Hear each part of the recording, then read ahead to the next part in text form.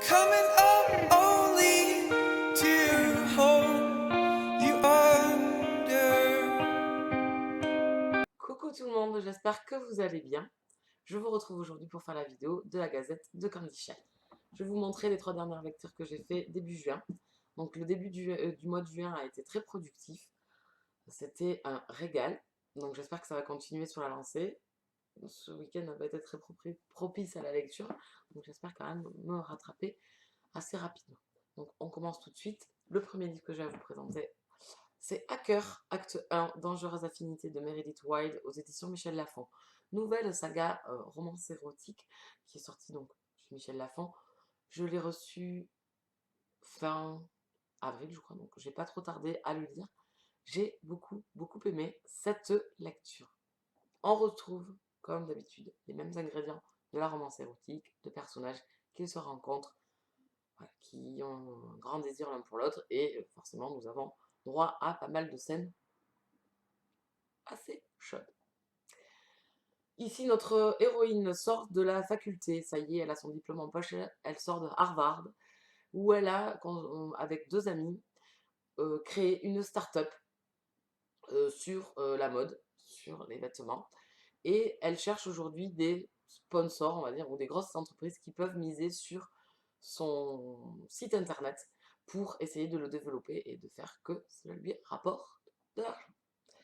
Notre héroïne s'appelle Erika et notre héros s'appelle Blake. Donc Blake est bien évidemment le héros milliardaire qui a réussi dans la vie. Donc c'est un ancien... Je vais pas vous le dire d'ailleurs. Donc il a réussi dans la vie. Il est riche, il est beau, il est arrogant, il est possessif. Et entre eux, au départ, la première rencontre, enfin ou la deuxième je dirais, ne se fait pas dans la sympathie. Donc ça met un peu de piment dans l'histoire. Puis après, se crée une relation entre eux, bien évidemment, assez compliquée. Le caractère de Blake est assez énervant. Sa façon de gérer les choses, de prendre des décisions à la place des gens, de tout contrôler. Voilà. Donc on garde une grosse part de secret sur le passé de Blake. Mais j'ai quand même beaucoup aimé, même si on retrouve toujours la même trame que c'est romance érotique où on trouve un peu de dominant, de personnages masculins riches, beaux, célèbres. Je trouve qu'ici on est quand même dans un... J'ai beaucoup plus apprécié, on va le dire, que 50 nuances de Grey, où ici c'est beaucoup mieux écrit. J'ai préféré les personnages, on est moins dans ce je te cherche, tu me cherches, non, voilà. C'est beaucoup plus compliqué au niveau de l'installation de la relation par ce caractère qu'a Blake. Et Erika n'est pas une héroïne qui a envie de se laisser soumettre. C'est assez paradoxal parce que l'auteur l'amène super bien, c'est que dans sa vie intime, elle peut aller très loin parce qu'elle fait une énorme confiance à Blake, assez rapidement, et je trouve que c'est très cohérent, et que dans sa vie professionnelle ou sa vie de tous les jours, elle n'est pas capable et ne veut pas lui céder du terrain. Et ça, j'ai trouvé ça excellent, c'est super bien amené. Voilà, après, il faut aimer les romances érotiques, hein. Bien évidemment, on retrouve pas mal de scènes olé olé, qui sont bien menées. Enfin, il n'y en a pas non plus énormément, c'est pas tout basé sur l'histoire. Voilà, moi j'ai adoré la romance, j'ai adoré l'univers parce qu'on est dans un univers d'informatique, de grosses entreprises américaines. Voilà, j'ai beaucoup aimé cet univers-là, j'ai très hâte de lire le tome 2 de cette histoire. Alors je me rappelle plus trop la note que je lui ai mis, parce que j'ai écrit mon avis, c'est sur le blog. Je crois que je l'ai mis 8 ou 9 sur 10. Voilà, j'ai passé un excellent moment. Non, j'ai qu'une hâte, c'est de poursuivre. Le second livre que j'ai lu, alors un tout petit livre, j'ai lu, non, j'ai pas écrit, non. J'ai lu Oscar et la Dame Rose de Éric Emmanuel Schmitt aux éditions Albert Michel. Un tout petit livre de 100 pages qui je vais vous en 1 heure, je pense. Mais quel livre! Un petit livre pour un gros coup de poing, quoi. Sacré Oscar, ce petit garçon est fantastique. Ma lecture a été géniale. J'ai adoré. C'est pas larmoyant. Ça l'est également. Enfin, c'est drôle. C'est génial. Voilà, ce petit garçon écrit des lettres à Dieu. Et j'avoue que ses réflexions et que sa façon de parler à Dieu comme si c'était un pote, J'ai adoré. Voilà. C'est très touchant. Voilà, c'est une super lecture. C'est un petit garçon qui est malade, qui est à l'hôpital, et qui se décide à écrire à Dieu. Et qui organise avec une dame qui vient lui rendre visite, lui rendre, je vais y arriver, visite, souvent à l'hôpital. Ils en sortent un petit jeu sur l'âge de Oscar, et j'ai trouvé ça excellent. C'est super bien mené. Cet enfant est génial. Je ne peux pas utiliser d'autres mots.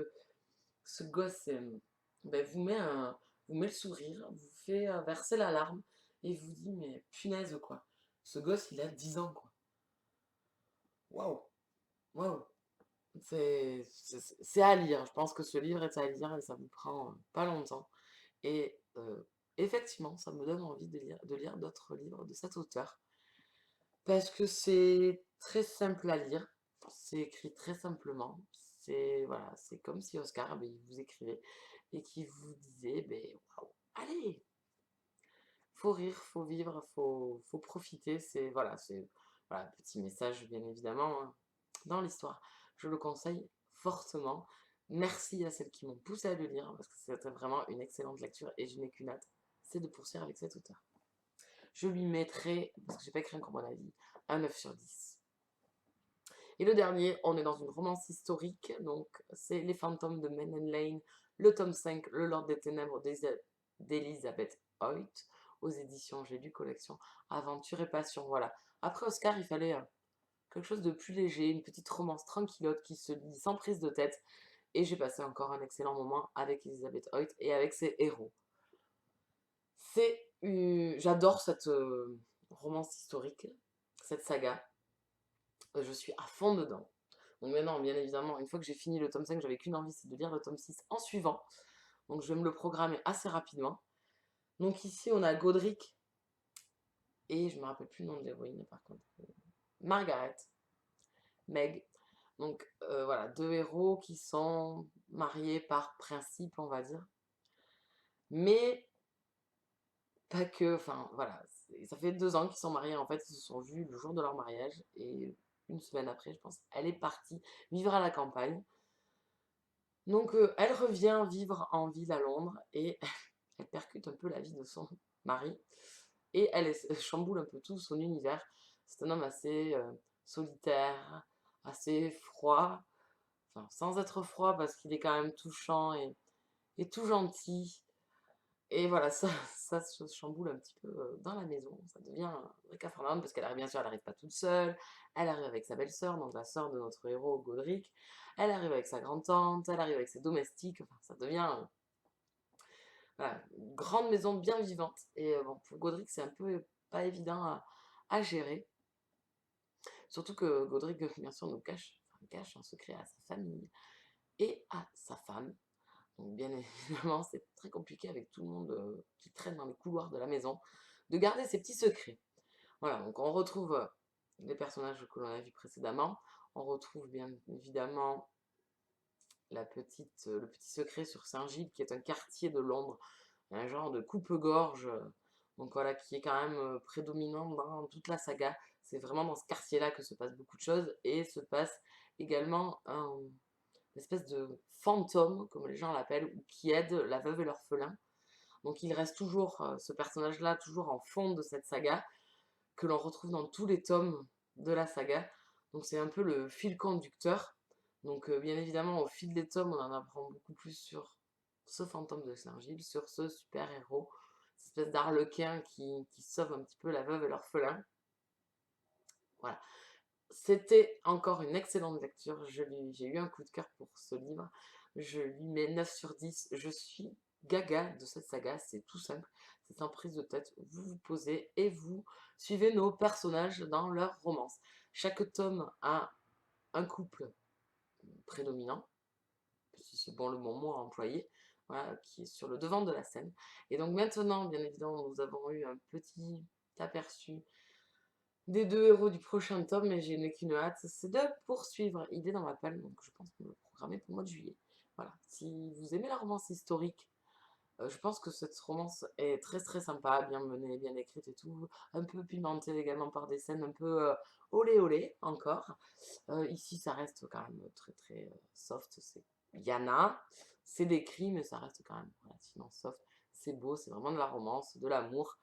Donc je conseille cette romance historique à tout le monde. Si vous aimez vraiment la romance historique, et forcément, si vous n'aimez pas, allez pas vous plonger dans ce genre de lecture. Voilà, je lis donc, je vous disais, je lui ai mis coup de cœur 9 sur 10. Voilà, on en a fini de mes lectures passées. Je vous retrouve très bientôt avec de futures lectures que j'aurai faites, j'espère. Je vous souhaite de bonnes lectures. Je vous dis à très bientôt. Ciao, ciao!